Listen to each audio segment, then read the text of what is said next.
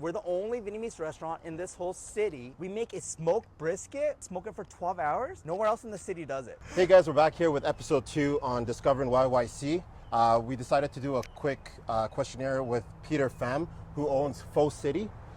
Peter, thank you so much for doing this with us. Yeah. Thank you for your time. Yeah. Tell us a little bit about yourself. So I was born in Toronto. I came here when I was younger. My family actually came from Vietnam on a boat, and actually came here. It was my dad, my aunt, and one of my other uncles.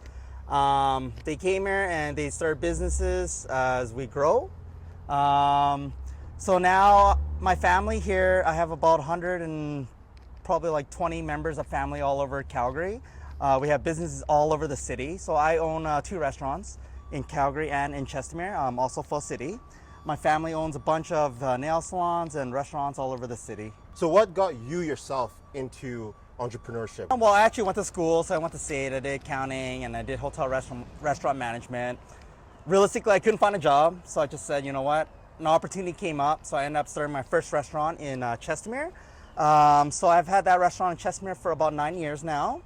It was a family business with me and my aunt, and then my aunt, we bought her out, and now I'm changing it to my own, Pho City, Chestermere.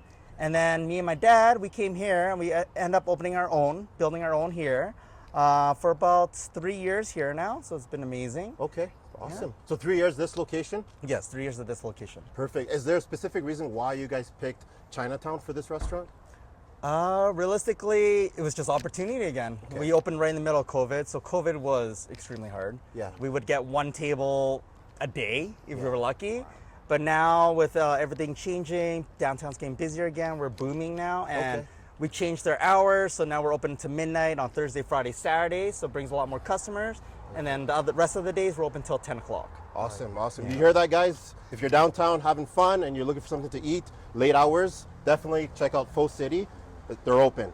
I don't know if this is true, but almost everyone says restaurant business is the most difficult business ever. In fact, some people say that's throwing money down the drain, but you run multiple restaurants. Yeah. Like, what do you know? Like, what should our audience learn about running a restaurant? Realistically, opening a restaurant is, you just got to put 150% in. So like today it's busy. Yeah. I did all my dining and helping, washing dishes. I actually left, went to buy some groceries, came back, wow. And then here I am doing a video, right? So you still do the dishes, even though you're... I'm doing everything. Any job that needs to be done, I'm there to do it. Oh, I think that's why a lot of businesses don't succeed, because they don't put the effort in to do everything.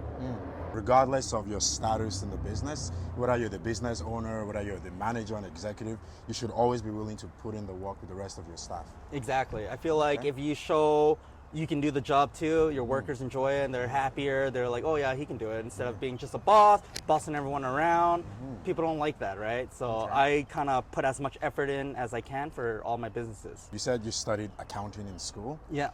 You know, you could have easily just worked for one of the big 4 accounting firms, you know, pivot into like an industry job, make 6 figures, maybe even 7 figures. Yeah, yeah. Why did you choose to go into the family business, or to create your own restaurant business for that matter? So realistically, I've been in the restaurant industry for since I was like 12.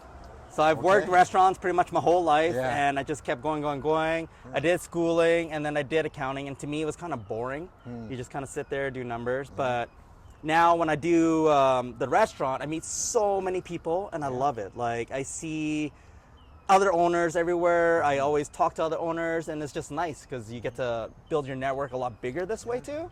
And having your own business, it's just nice saying, I have my own business. You started working at the restaurant. I'm assuming you weren't a manager back then, or you weren't definitely not a business owner. So you're probably a dishwasher, like starting right from the bottom. Exactly. So would you say that that kind of gave you an edge, starting from the bottom, understanding every layers of the business, and then finally creating your own business? That's a really good question. I think that is exactly what I did. So I did the dishwashing, then I went up to busser, and then I went to server, and then I went to manager, and then I actually went into learn the cooking, just so I know all the recipes, know everything, and that way if anyone ever calls in sick, I'm there. I'll cover it. A lot of people also talk about working with family and friends. In fact, some people say that's the worst thing you could ever do. Like having partnership in your friend's business or your family's business. Terrible idea, at least so some people say. But it sounds like you guys run 12 businesses across the city. And I'm guessing there are some partnership across your family members for some of them, if not all of the businesses. What would you say to the people who claim this is a terrible idea? Personally, it's not a terrible idea to start with a business. Sometimes you're not actual partners, but you kind of help build them up. So I actually started helping my cousin build her restaurant up in Cochrane and learning everything. Okay. And obviously, you know, she helps me and we treat each other always like family. And I think that's what made me better, is that I treat my staff like family. I want them to feel like they're happy, and you know, I would help them with anything they need. Even if it's personal, I would be there to help them. The key ingredients to creating a nice family business or that sort of collaboration is education, and also the willingness to help your family members as friends as opposed to competing with them. So collaboration over competition, maybe. Yes, exactly. Like it's way better that way, because then we help each other, and then people know us, that we're all like, oh, we're kind of related, family. Recipes very similar. Some might be a little different, or some restaurants will have different items, but end of the day, we're all the same and we're all working together. So you have a beautiful family, you have a wife, you have kids. Yeah. How do you find that work-life balance? At the beginning, it was really hard. I used to do like 80 to 100-hour weeks when I started my business. I barely got to see my family, but my wife was amazing. She was taking care of the kids and getting that all running. And then I actually broke my foot, so I couldn't physically work. Okay. So my wife had to help take over. Oh, wow. And when she took over, it helped me a lot.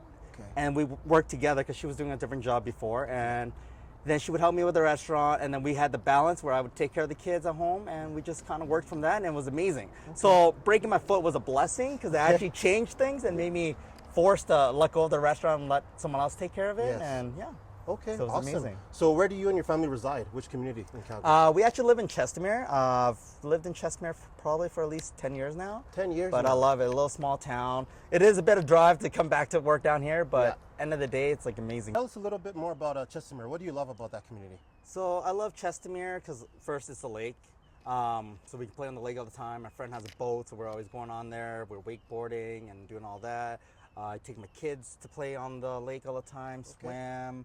And just being there, having my restaurant there, I kind of know everybody, like a lot, because I always meet the customers all the time, and we just kind of talk and become friends. So I've actually made a lot of really good friends, like, you know, like a few best friends from being customers and just living in Chestermere. So it's been amazing. And you've been there for 10 years, so you've watched the community grow. Yes, and it's still growing constantly. Like right now, I think they're building 5,000 houses around there. Chestermere it is growing. It is growing. It's a beautiful part of the city, and you know, if people ever want to have any questions, if you have any questions about Chestermere itself, reach out to me. That's something I can definitely help you with.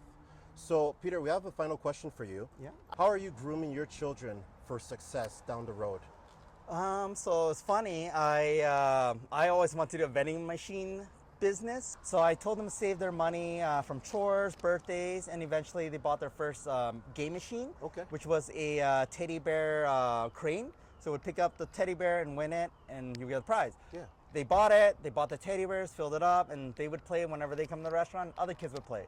So they started making money from that, and then eventually I built them to buy more vending machines. And because we have so much business all over the city, I just asked my family, hey, can we put one of these vending machines in your shop? And now we have about 5 toy machines around the city for the kids. So all 3 of my kids are having their own business started, so it's amazing. Beautiful. And starting so young, so they kind of get the knowledge of us starting a business. And so, yeah. Awesome, awesome. Great way to set them up. Great way. Gabe, final questions. Yeah, final questions. So what would you say is the one differentiating factor between you running your business and your competitors? What are you doing differently?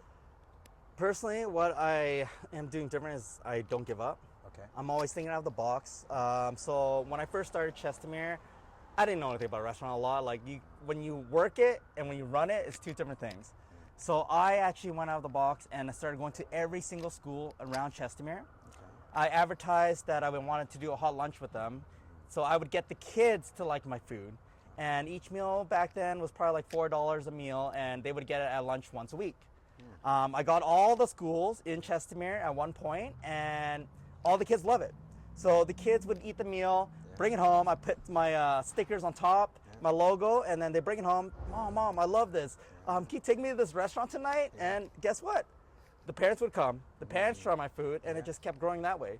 So you just got to keep thinking out of the box. How can you get these customers? Do different things. So I'm always doing flyers with realtors. I'm always doing promotions. Just whatever the customers like. if they get a deal, they want to come in. What is the one piece of advice that you'll be willing to give an aspiring entrepreneur? Like, let's say an 18-year-old, thinking about being a business owner in the future, just not really sure what to do with their life, but they're thinking business. So my word of advice would be, first, never give up. No matter what you do, there's always going to be someone else like you trying to open another business, but you have to be different from them. 'Cause if you think about it, there's like hundreds of Vietnamese restaurants. So here, what we do different, actually, we're the only Vietnamese restaurant in this whole city. We make a smoked brisket, we smoke it for 12 hours, and we put it into a coconut peanut satay broth. Nowhere else in the city does it. So for this one, it works so well because I'm central. People all over the city come to me. Even tourists will come see me just to try this dish because nowhere else in the city has it, 12 right? hours. Yeah. So you got to try it, literally. Yeah. It's so different. Oh yeah, we will. Right? Definitely. Yeah. Yeah. So Peter, if you have anything else to tell us about Pho City, maybe you have anything coming up, any discounts coming up, any sales coming up, you want to just tell the viewers. So we're doing a contest now. We're gonna have 2 winners, $100 gift card to both restaurants, Pho City or Pho City Chestermere.